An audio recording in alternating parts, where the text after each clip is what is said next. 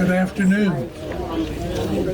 Welcome to St. John's Episcopal Church and the dedication of the new Trail of Tears sign recognizing the Sandtown settlement. We have worked with this Trail of Tears organization for some time to make this sign possible at this location, and I want to thank them for their hard work in making this process and this sign possible. The Trail of Tears Association keeps the history of the Cherokee people and the forced removal before us. I don't think we can come today without acknowledging the horrific things done to the Cherokee people with the taking of their land, the forced march to Oklahoma. This history needs to be taught at every level in our school system. We should not shy away from the horrors of our history. It's very much a part of our American history. History's a funny thing. The same event may occur, but it depends on who's telling the story. I learned in school that in 1492, Christopher Columbus discovered America. I doubt the Cherokee would write the story that way. I have to add one other thing. Being a Christian and a priest in the church, I have to come to terms with the terrible things done to the native people in the name of the church and in the name of Jesus Christ. The history of the boarding schools, the outright statements by the church at the highest levels that peoples of this new world were uncivilized, that they had no concept of God, they were ungodly. And this was our approach to this new world. That's the background of why we're here today. Today we come to hear the story of an Indian couple, Chudasati and his wife Kunstagi. They did not have to go on the Trail of Tears. They were deeded land by William Seiler, and they could remain here. But the story gets better. Albert Seiler, William's son, was a neighbor and a friend to Chudasati. Their respect for each other grew, and Albert taught Chudasati English. But it did not end there. Chudasati taught Albert Cherokee. Before Chudasati died, he requested a white man's burial and was buried here with his wife, who died that same day. After they were buried, St. John's opened in 1881. The original land that we're sitting on, was given by Albert and Joanna Seiler, and Chudasati and Kunstagi became an integral part of the church cemetery in our story. I celebrate today for two reasons. First, I've been the priest here at St. John's for 11 years, and I've heard and shared the stories of Chudasati and Kunstagi many times. But I also come today as the great-great-grandson of Albert and Joanna Seiler. I've heard the family stories all my life. I have to wonder what this area would be like if Albert and Chudasati were the model for our relationships back then. Or would it be like today if they were our models for relationships? Of course, so often we tell the story from the Seiler family perspective. Chudasati did not believe that people could own land, and the land deeded to him was the land the Cherokees lived on for centuries. So welcome. Join me in prayer. Creator God, you have given us a magnificent place to live, surrounded by these mountains, valleys, and streams. We rejoice in the beauty of this place. We thank you for the native people who lived on this land for thousands of years, a people who understood that they were caretakers of this land, a people who valued the land and did everything they could to preserve this land for generations to come. We come today to dedicate this sign to the memory of those people who lived here in this community known as Sandtown. May their memory be strong among us, and may we treasure and preserve this land as they taught us. We pray in the name of Jesus Christ. Amen. Amen. Two quick words. Bathrooms are here in this building if you need those. We have refreshments after the dedication. One of our members will be at the tomb or the stone for Chudasaki and Kunstagi with a brochure about them. We'll also have a member in the church if you have any questions. Again, welcome. I'm Susan Abram, and I'm president of the North Carolina Trail of Tears Association at the moment. And we have a lot of North Carolina Trail of Tears Association friends here, as well as members, board members, National Trail of Tears Association folks, and of course we have Remember the Remover riders, and we'll get into what all that means and discuss how this is all related as we go through some of our speakers today. And so there's several things that I want to do first, and that is just tell you a little bit about North Carolina Trail of Tears Association. It's part of the National Trail of Tears Association, which has 9 state chapters, and we are one of those. And it's where the Trail of Tears went through on the journey to Oklahoma or Indian Territory at that time. And so on our table right behind us here, we have membership forms if you're interested in joining. And what you do is you join the National Trail of Tears Association, and then you choose which state you want to be affiliated with or members of. Some people choose to be members of all of them. We also have a guide there that you can look at afterwards, and it's for sale. It's a fundraiser, and this goes to our sign projects, and so it goes to the maintenance of the signs and the landscaping around them. It goes to any of the expenses involved with marking sites that are really important to commemorating the Trail of Tears and the removal, and also what happened to the Cherokees after removal. For instance, this post-removal town of Sandtown today. So I would like to first of all just recognize all of the NC TOTA officers. If you would just make yourselves known. We have Robin Swaney here. She is our secretary and Eastern Band Cherokee Indian liaison. We have Carmelita Monteith back here, and Carmelita is our vice president, and she's also one of the Eastern Band's Cherokee Beloved Women. We have Anita Finger Smith, and she is our treasurer, and she's been very important in our sign committee. So if there's anything about the signs that you want to know, other signs, she's one of the people to talk to. We also have a national board representative here with us today. Besides Anita, our other national director is Dr. Ann Rogers here. Ann, if you'll just make yourself known. And then we have our own board of directors. And so if you're on the board, if you would please stand to be recognized, I would appreciate it now.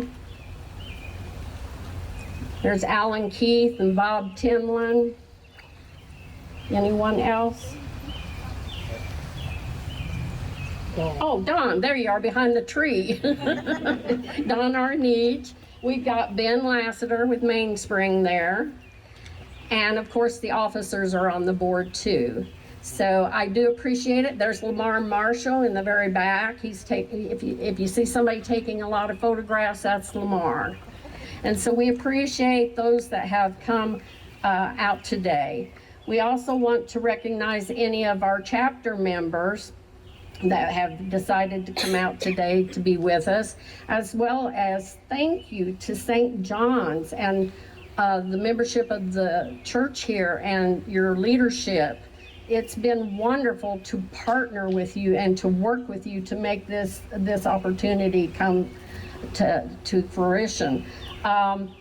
Jim Woodpecker's establishment of this post-removal community. It's kind of, whereas you see the Trail of Tears as something really sad and heartbreaking to remember and think about, it is also today we get to celebrate something. We get to celebrate the Cherokees' resilience, their tenacity, their determination, their ability to survive and thrive. And so this is one of those moments that we get to honor. So I want to just tell everyone, thank you for being here. We also want to thank another member, I don't think she's here today, Diane Wells, and also Lonnie Murphy. I don't think Lonnie's here today. They helped with the landscaping of the signs. Carl and Marcia, thank you so much for everything. And the Nantahala Hiking Club, who helped build the stairs. So we want to honor them and recognize their efforts in this. And it's great to partner with these great people. And so right now I want to introduce Amy West. She is a former Miss Cherokee from 2019 to 2021, as well as she is an alumni of the Remember the Removal Ride from 2022.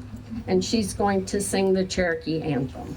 Nashki gawati hazu shunale galishkishka no lay izatsani gida geisha alo tohini zanela no lay na do kalaga tohi nizanela iga ida izatsani gida iga zeli gadati galaladi gadagadati galaladi gadagadati Toli, geshe si ha una slini gidani oski. Toli, geshe si ha una slini gidani oski. Toli, geshe si ha una slini gidani oski. Toli, geshe si ha Unatsini gidani oski. And I do want to also, at this time, honor two of the Woodpecker descendants that are here and came out special today, and that's Butch Goings and his wife Louise. Where are you? There they are right there.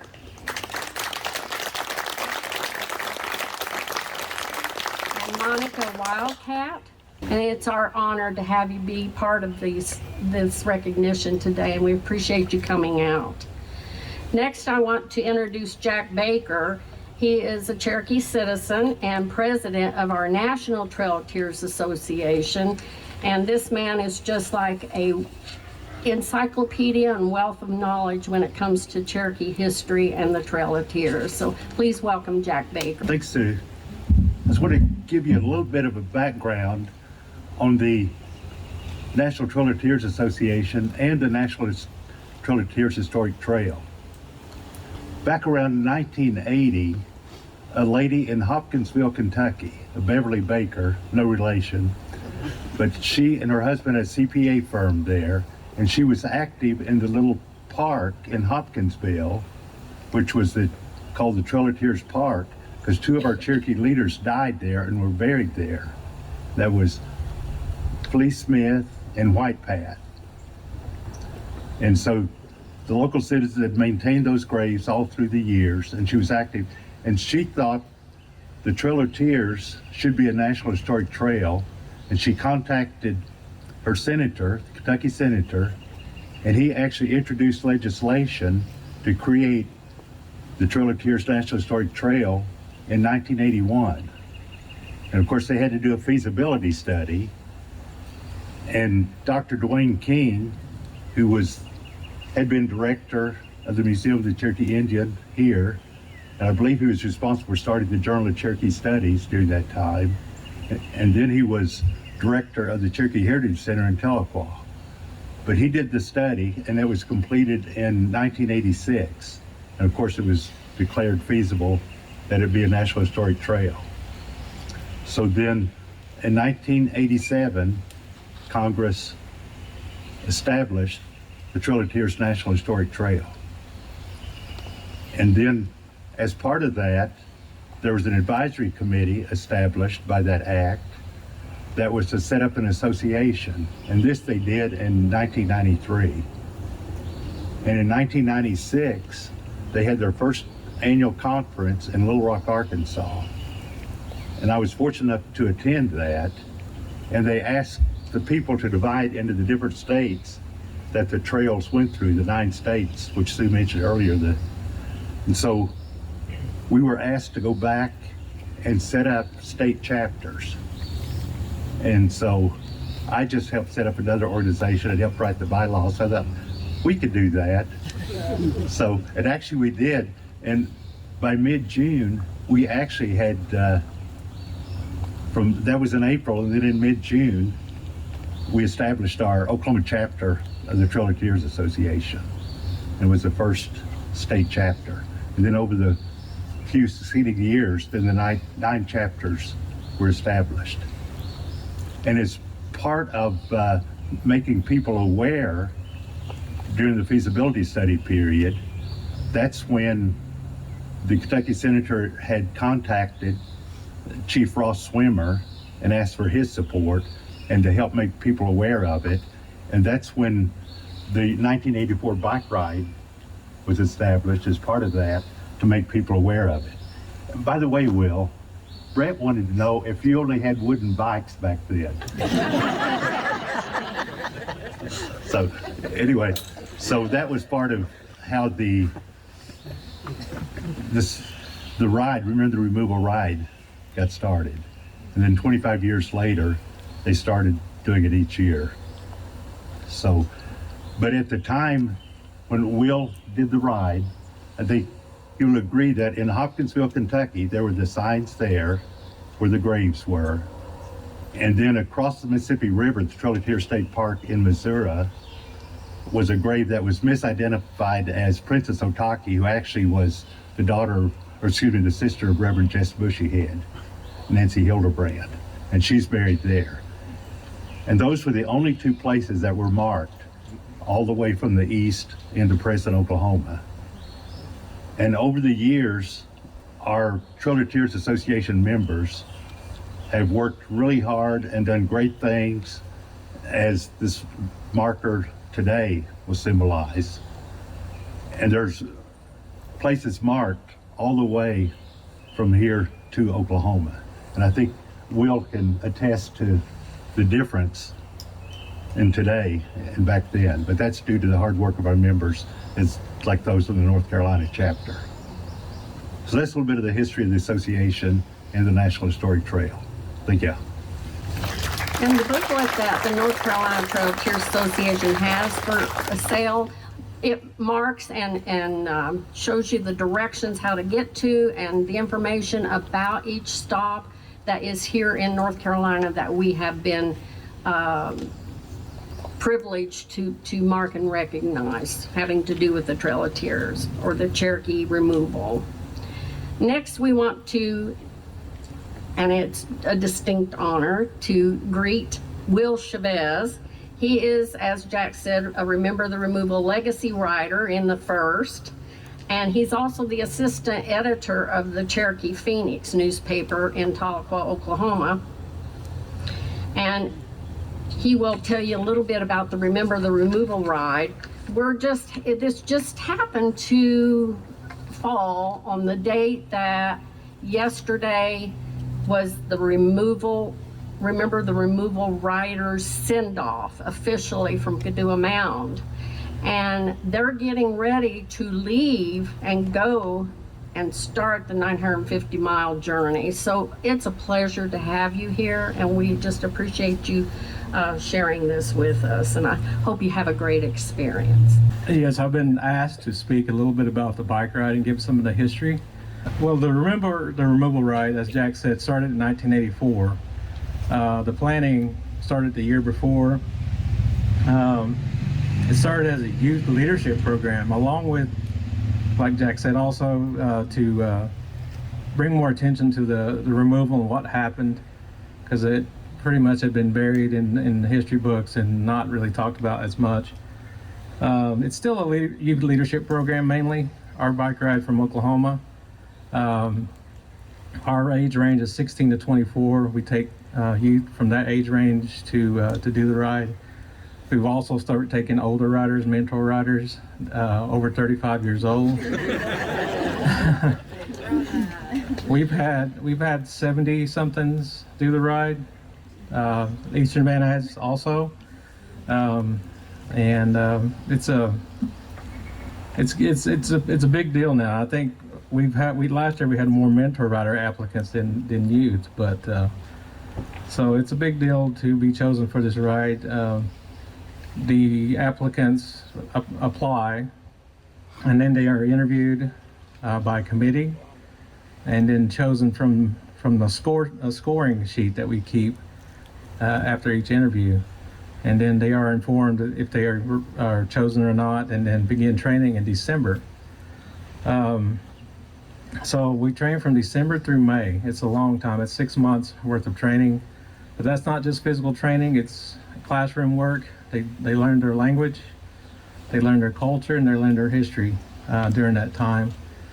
And so when they're out here on the trail and a reporter comes up to them, or someone just from the public comes up to them and asks them a question about what happened, what caused the removal, or what went on, they can tell you that. They can answer those questions for you because they've been studying the history of this for 6 months. So I'm just now finding out, it's starting to leak out a little bit, that the training was harder than I thought. They start riding in December, maybe 10 miles, and then January we go up to 20, 30, 40, and in February and so forth. In May, our group has to take a 60-mile test, and they have to pass that test before they can go on the ride and get their riding uniforms, which are pretty neat. They have a lot of details on. I wish we'd brought a uniform with us. Next year we will celebrate the 40th anniversary of the 84 ride, which for us in 1984 it was mainly to remind the American public that what had happened to our people in 1838 and 1839. And then, another purpose, like we have already mentioned, was to get the trails marked. And from the time we leave Georgia on Monday, we will see markers all the way back to Oklahoma now. Like Jack had mentioned, there was only 2 back then in 84. Now about every state there's a blue and brown marker, National Park Service marker, that's signifying we are on the trail or next to the trail. So, and that's because of the work of all these state chapters Jack mentioned. We have 9 chapters that are always working to mark the trails, get new markers put in. Some places the markers are really popular and they're taking, so those have to be replaced. But of course, nowadays we have GPS also to stay on the trail. Back then it was paper maps and handwritten directions. So sometimes we got lost. And so the ride is 950 miles. Now we just say 1,000 because we might as well say 1,000. But people ask, "Are you ready?" We've been hearing that question quite a bit the last few weeks, but I believe they're ready. They really put a lot of work into this. So has the Eastern Band team. We have a lot of miles to go, and I tell people, you know, we have mountains in this area to get through, but we mainly train for Missouri, because Missouri is miserable, and we call it misery. We don't call it Missouri, we call it misery. And so we're in Missouri 10 days, and we try to get, you know, survive that part, and it usually gets hot in Missouri. So that's our main goal when we're training in Oklahoma, is to survive Missouri. So this is the 15th RTR ride, but I hope it continues, because this is one of the best programs the Cherokee Nation offers for our youth and our people, because even if you're not taking part in the ride, these girls will go back home to their communities and their families and share the information that they're going to pick up on this ride, and so that information gets out there. And because, like I said, there's not much history in the history books or civics classes, and there's not even civics classes anymore. But so these riders are all going to have this information that they can share and provide accurate information about what happened to our people 185 years ago. Thank you. Hats off to these people and these young people that do it. And it gives them some leadership skills, it gives them some teamwork skills, and it lets them learn more about their background and their heritage. And we thank you for being here today and being part of this. And next, I want to introduce Dr. Brett Riggs. For those of you who do not know Brett, he is the Distinguished Sequoyah Professor at Western Carolina University, and he's going to be talking about Sandtown, Jim Woodpecker, and the Silers. So welcome, Brett. And I have to say, when Sue and other chapter members asked me to do this, they said, some remarks, deliver some remarks. And I thought there was maybe going to be 5 of you, you know? So I thought we'd just sit around and have some remarks. So I got to ratchet up my game here a little bit.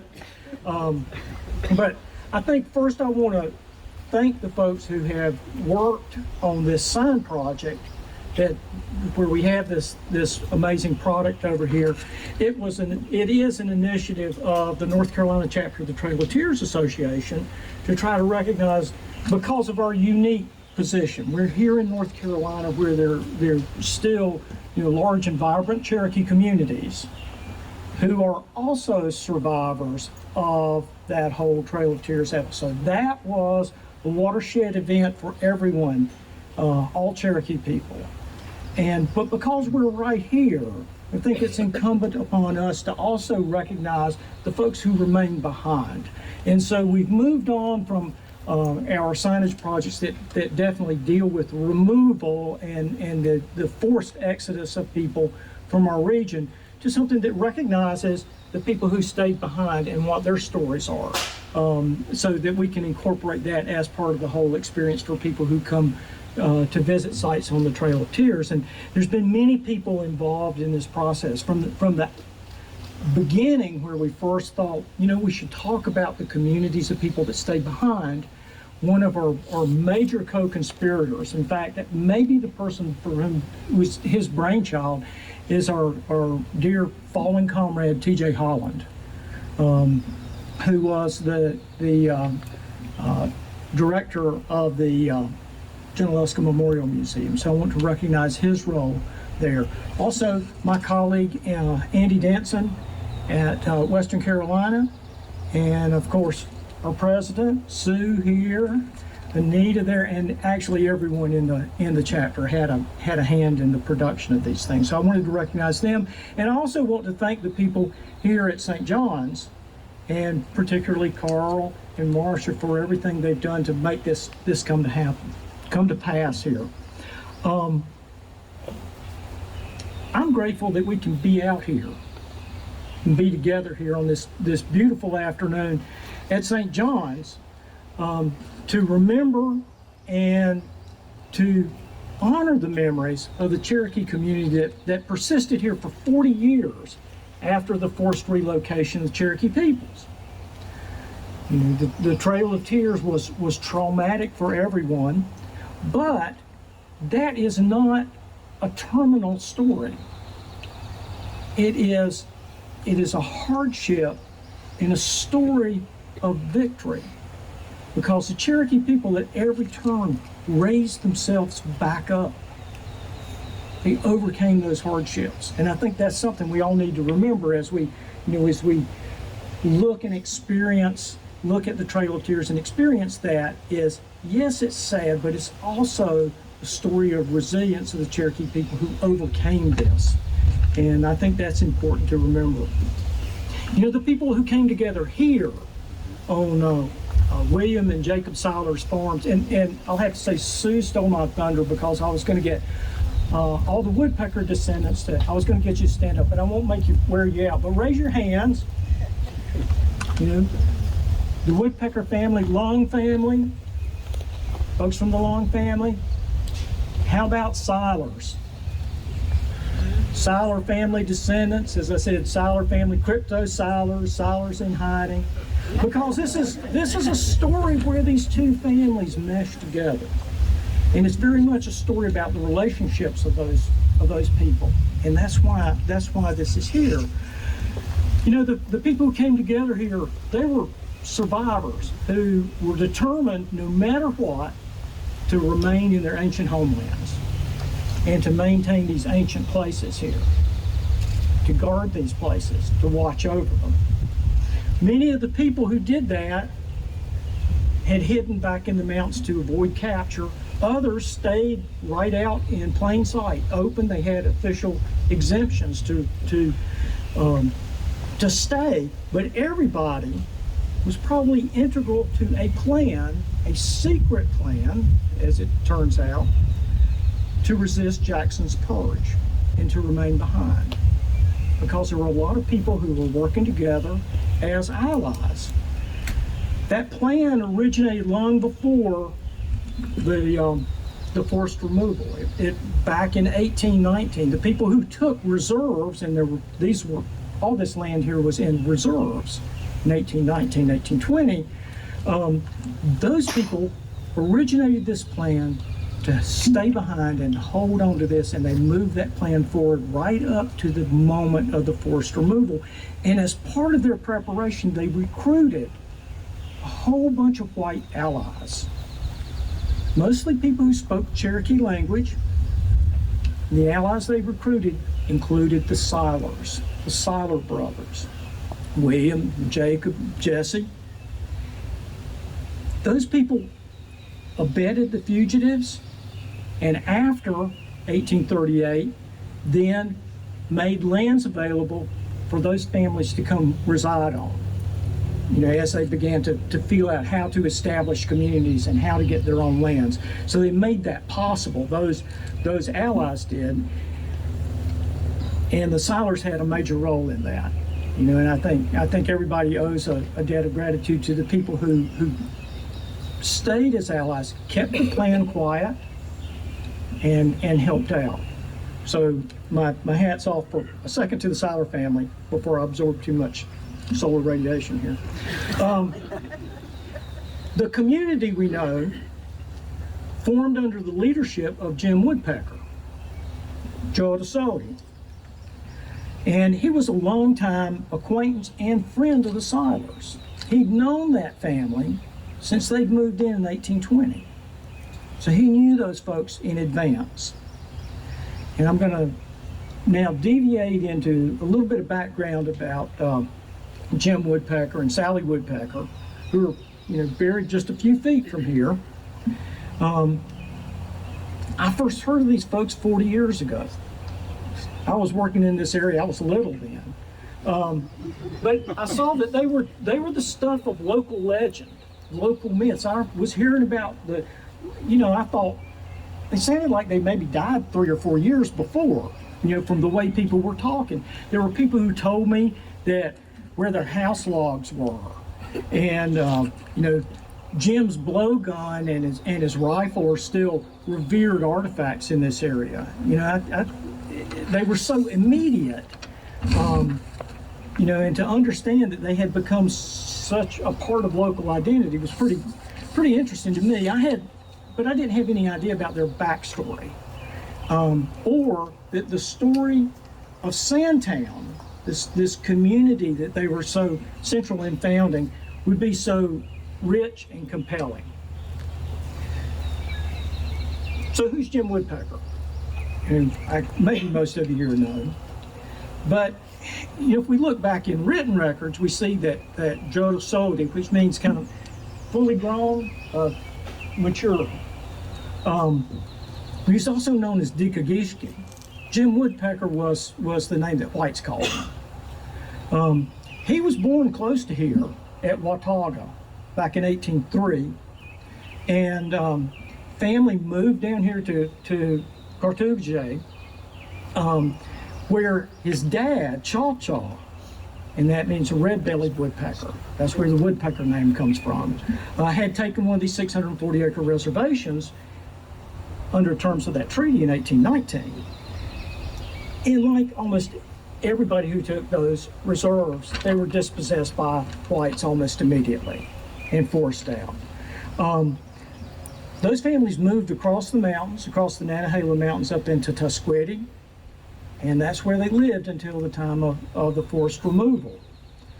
And so what happens next, I mean, we don't have a particular tale, except the Seiler family kept the story and the Woodpecker family kept the story. Seilers said that the Woodpeckers had gone all the way down, that whole family gone all the way down to Fort Cass, and they left and came back. Didn't sound very likely, but it's a good sound story. The Woodpecker family had the story that the soldiers came and they hid in William Seiler's cellar. Turns out it's the same story, because there was a whole group of people who escaped from Fort Cass and came back, and there was a whole military expedition that came back to capture them. And the Woodpeckers came back here, came back to their friends, the Seilers, to help them hide and escape that. So even their story and removal is kind of preserved in the local lore. By 1842, Joe Sodi had already established here at Sandtown and helped to build a community as other people joined them. That was, was a full-fledged town. It was a place with a council house. It had a regular town organization, so they went back to establishing old towns here. It was something that didn't happen out in Oklahoma with the trauma that those people had suffered. They didn't reestablish with council houses and that sort of thing, but they did here, the people who stayed behind. And we have accounts, a long written account about that town. I won't give away everything that's on the sign over there. You can read this on the sign. But that ran in the North Carolina University Magazine in 1852. So, right when the town was still new, talking about what this place was like and the people who lived here. So the story has been surprisingly well preserved at this place. But it's a microcosm, or it's just one example of the stories that repeated themselves all over this section of North Carolina as Cherokee communities came back together and reestablished, some under patronage or assistance of white friends, some not, some on their own. But the means by which this community stayed, grew, and prospered is exemplary for what goes on in the founding, the origins of the Eastern Band of Cherokee Indians. Now, these folks are not completely divorced then from their relatives who have gone over the Trail of Tears and formed the Cherokee Nation, because we see communication back and forth. In fact, we see after 1880, a group of people who had lived here immigrates out to Oklahoma. So there were, some pretty well-known characters who lived around here. One that we see a lot written about is Old Hogbite. Old Hogbite, which is a great name, I have to say, was part of this Sandtown community. He always shows up in the census records as 100 years old. Every 10 years they do a census and he's 100 years old. Yeah, so, but we know that when the soldiers came to arrest people, he came climbing out of his house with a musket that was about 100 years old. And they just looked at him and kind of laughed and like, let's don't bother this guy, you know. I mean, he'll be dead in a year or anything. He shows up in the next census, and the next census, and the next census. Old Hog White was the Energizer Bunny, and hangs right in here as the oldest resident of Sandtown. Another person you might have heard of was Louis Cowey. Louis Cowey was a longtime resident of Sandtown, but at some point, and I don't know why he decided to do this, he changed his name to John Ross. And he organized the group that then immigrates to Oklahoma in the 1880s. And so he is an ancestor of John Ross of the UKB now, that group of people. So the connections between this community and folks, you know, especially as Tom was noting, folks around Stillwell is pretty tight. Another noted leader of this town was George Bushyhead, who came in here and was one of the founding members of the Eastern Band, I would say, in the struggle that eventually forms the government of the Eastern Band. George Bushyhead was a signal character. So this place is an important chapter in Eastern Band history, but it's a chapter that lets us know the process that's going on all over this area for the Cherokees East to put back together their lives and to maintain a Cherokee presence here, to keep this place in such a way that Cherokee people can come back, to put things like, and places like Kadua back together, where you had the send-off last night at Kadua, the great and ancient mother town. It's here because these people stayed and because they brought it back. And they brought it back for all Cherokee people. And what we want to do with projects like these signs is to make people aware of not only the trauma that Cherokee people suffered at the hands of Americans, the hands of folks who look like me, but also how people raise themselves back up again. They didn't let that crush them. And that's a lesson that we can all take and all take away.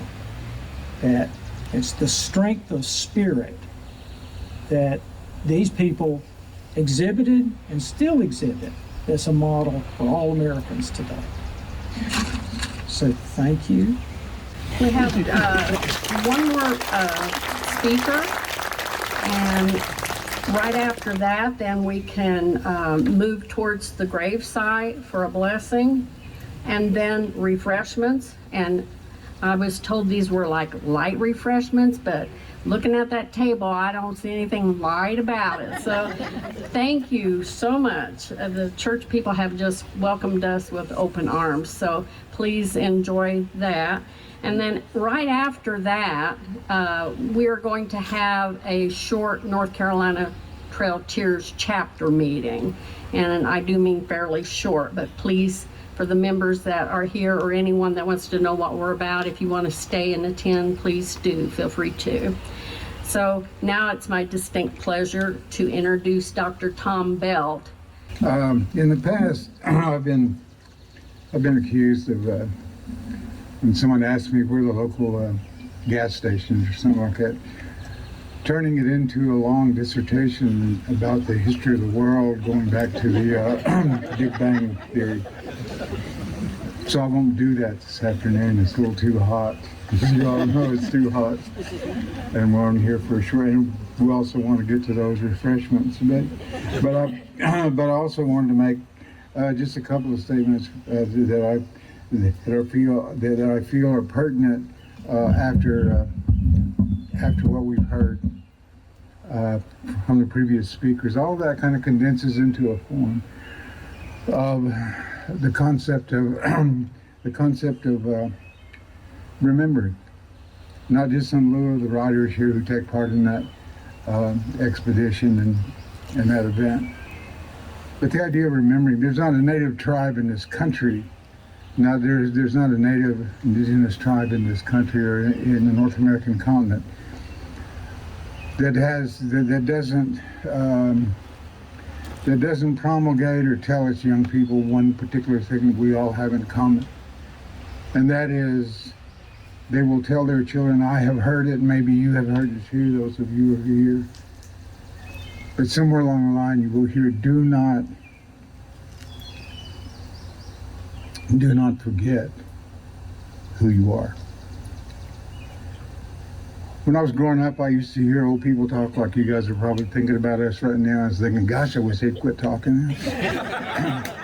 And talking about stuff that doesn't matter. You know, I mean, it matters, but we don't, let's get on to something else, because we're talking about history, right? I thought history was something that was gone. I thought history was something that didn't exist anymore. That it absolutely did not exist. Anything before yesterday, anything that happened half an hour ago, no longer existed in this universe. It was past, it was over. It took me many, many years to realize that that's not true. Time, as we looked at it as Native Americans, is continuous, ongoing, and we're still a part of it. What happened yesterday is still a part of our memory. What happened 10 years ago, 50 years ago, 1,000 years ago, 13,000 years ago is still an indelible part of who we are. It is the reason why we're here. How can we negate that? How can we forget that whatever happened before is the reason why we're here today? So it's the act of remembering that we're here today for. The act of remembering how we got here. And if we can remember how we got here and where we came from, then that tells us who we are. And that's all we need to know. That is all we need to know. Today we are surrounded in that matrilineal fashion of our tribe by seeing that the riders of this event that's going to happen are all females except for one honorary member who's male. We're once again reminded that women are the strongest, have always been, and technically have always been the leaders. They taught us our language, they taught us our songs, they taught us our food, they taught us how to treat each other, they taught us who we were kin to. We were born into that first environment, which is the mother's womb, into this environment, which is the world. This is who we are, and it's exemplified today. Getting to the point of why we're here, here, not more than 30 feet away, are the graves of two of our grandmothers and grandfathers. And we're here to remember them, not because they just once existed in a time long gone, but because for the Eastern Band, if it wasn't for those people that are in that grave now, and the 1,000 or so more like them, then you wouldn't be here either. You also would be from Stillwell, or you'd be from Tahlequah this morning. And you wouldn't be rooting for Duke or North Carolina, you'd be rooting for the Sooners. But that didn't happen, did it? That didn't happen. And maybe, just maybe, if that were true, then maybe we would be here and not really know why we're here, except just to remember something that happened a long time ago. But you are an absolute extension of that time. You are an absolute extension of why those two stayed here and the many more like them, so that someday their grandchildren, their great-grandchildren would remember them and those that came before them for 13,000 years. And all we learned, and all we knew, and all we cared about.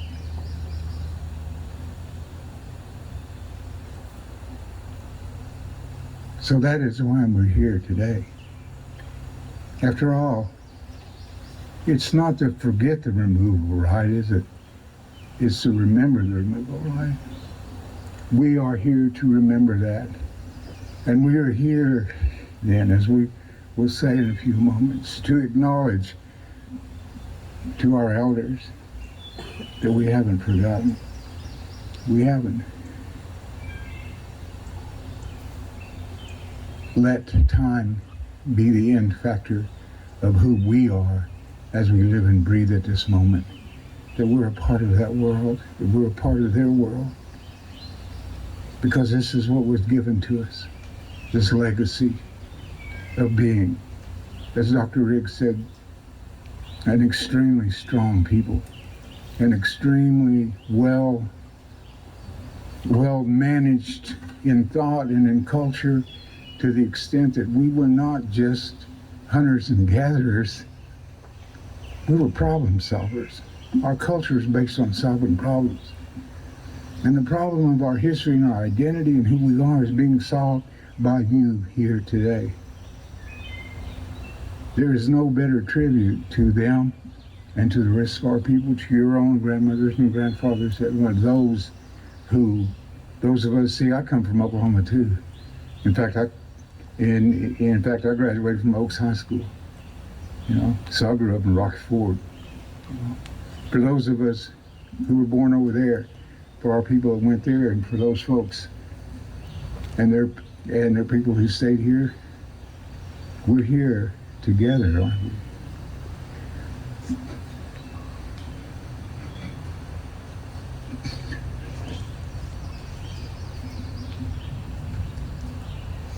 It is, as Brett Riggs once said, a testament to the unbroken connection we have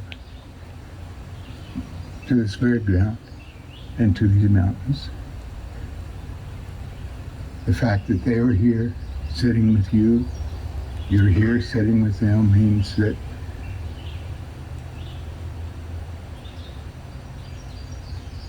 they didn't win.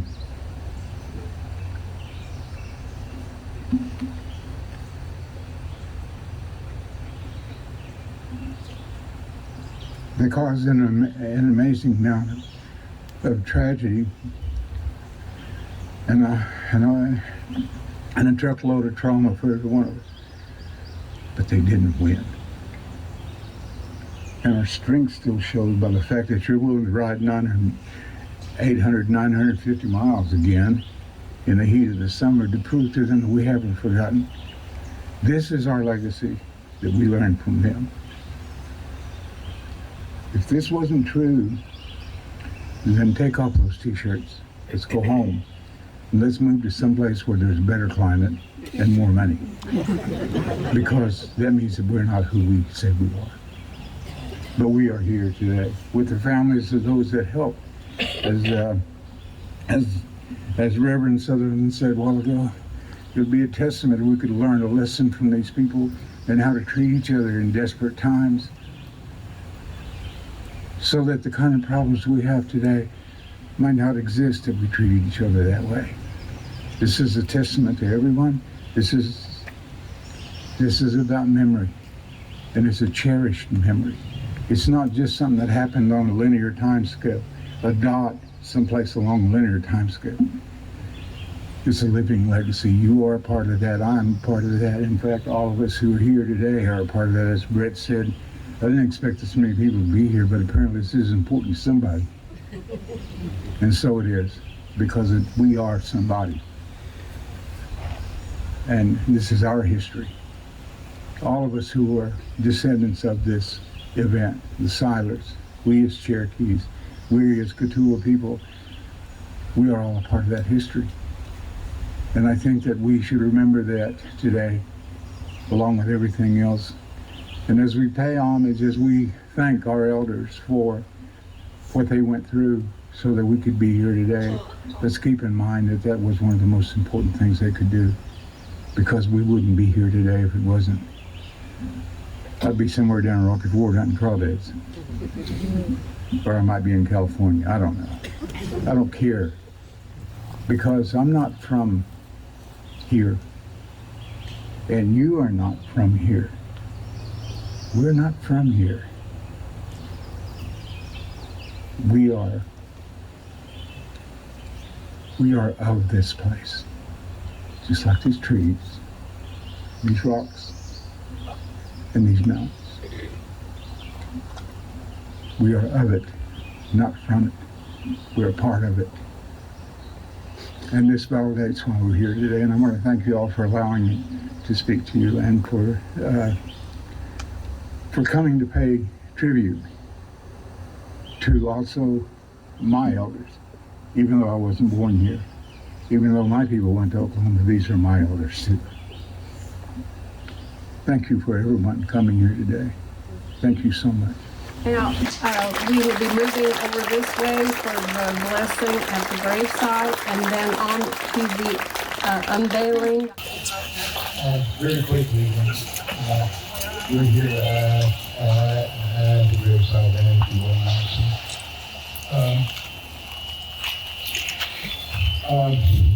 there's saying among our people, among Cherokee, that says that a ritual or a ceremony doesn't really have to involve songs or time or anything like that.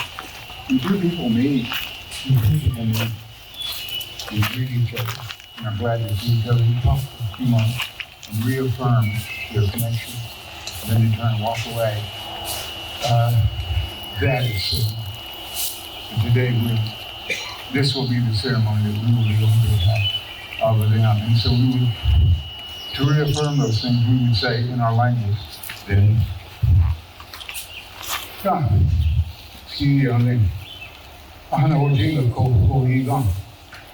Yes, you will have seen you need to done that, huh? No less go get seen, you will have seen you need to see love more than you go Hila, you do this over session. You go Hila, or the down Heskes, or the Chavez. Need to done that, huh? No less go to the Haliva. Regarding you, you then how, honey. You go Hila, see something, you don't have seen. Kiego Heskes, do you deal with that? No less go.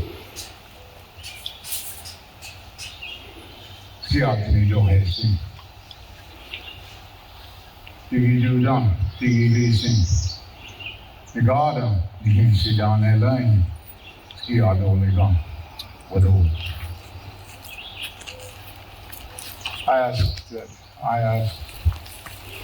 We only ask for certain kinds of things amongst each other. What I did was offer up words of gratefulness for all they did.